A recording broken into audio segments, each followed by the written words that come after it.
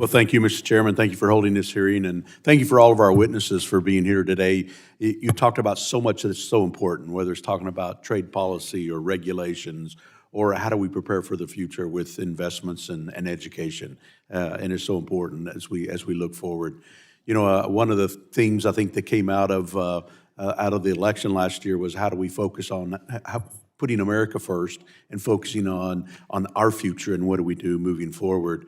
I think Americans are tired of seeing factories shut down and production move overseas and loss of jobs just because maybe production costs or production time's faster. And regulations, as has been mentioned, has been somewhat entrenched in some of our public policy that is kind of a part of the problem that's causing this and driving this. I think we all agree that if we don't look at how do we continue to grow, make America first in terms of production and opportunities, we won't have an economy that will produce what we need, and we'll be dependent upon foreign countries, in some cases adversaries like China, to produce some of the goods we need. And we can't allow things like semiconductors to be an area where we're dependent upon somebody else. So we need to make sure that we focus on good public policy to address some of these production issues as well as technological developments in the future and make sure that we stay competitive. Supply chain modernization and factory productivity improvements are certainly important.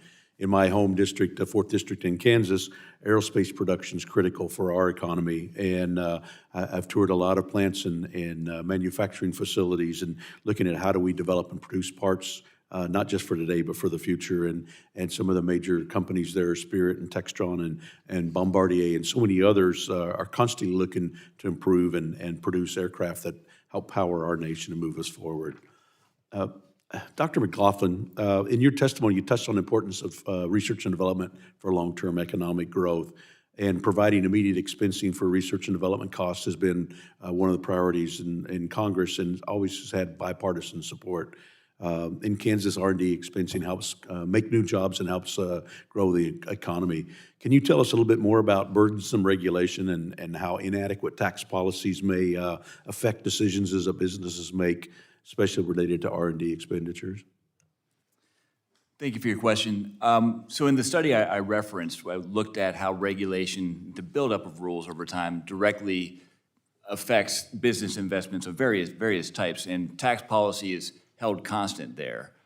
So while I appreciate the nuance of what you're asking, my study didn't directly examine the interaction between regulations and tax policy.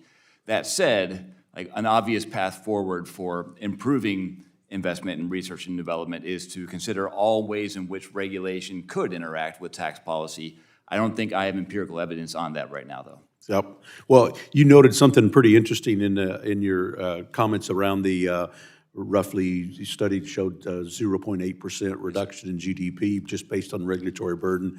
And that's kind of played out with some of the studies that we've seen from our bipartisan Joint Committee on Taxation and a Congressional Budget Office that said if we get a 0.8% increase in GDP growth, we'd actually, over 10 years, collect $3 trillion more in tax revenue, which would help with our deficit. And I don't know if your study included anything talking about the deficit and how do we the benefit that we get out of good regulatory policy to help with that.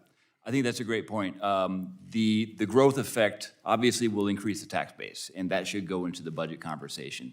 And I would say the growth effect from this study is corroborated by other studies. I did a study of British Columbia as an example. They cut regulations by about 40% between 2001 and 2004. As a result, GDP growth went up by 1.2%. Again, a larger tax base. Yep. So, excellent. Thank you. Dr. Sheffi, you talked about supply chains in the workforce and new technologies. I mean, how can we use new technologies in the United States, like AI, to help promote more domestic manufacturing? Well, first of all, using AI is a general term, but using AI. I was trying to see if you can read lips, that's all. Thank you. Obviously you can't. So, what were we talking about? Talking about using technology to help make more use AI, promote domestic. Use AI technology. First of all, AI allow you to look at much more data, I mean, significantly enough, and analyze more data. So you know more. Your decisions are based on facts, first of all. Second, most companies work in silos. There's the sales, the procurement. They hardly talk to each other in most companies, and it's not even Congress. It's just in companies. So the idea that information flows seamlessly across a company immediately make them more efficient because, again, they know more data. Then there is the ability, most decisions have to do with the future. You have to forecast what is likely to be. With machine learning and generative AI, we can forecast better. Now, when I say forecast better, you have to realize it's not 100% better, but it's enough better to make a real difference because then your decisions, you're aiming like Gretzky said, you want to skate to where the puck is gonna be. So here is you wanna make decisions towards what the world is gonna look like in the future, in 3 years, in 5 years, in 10 years.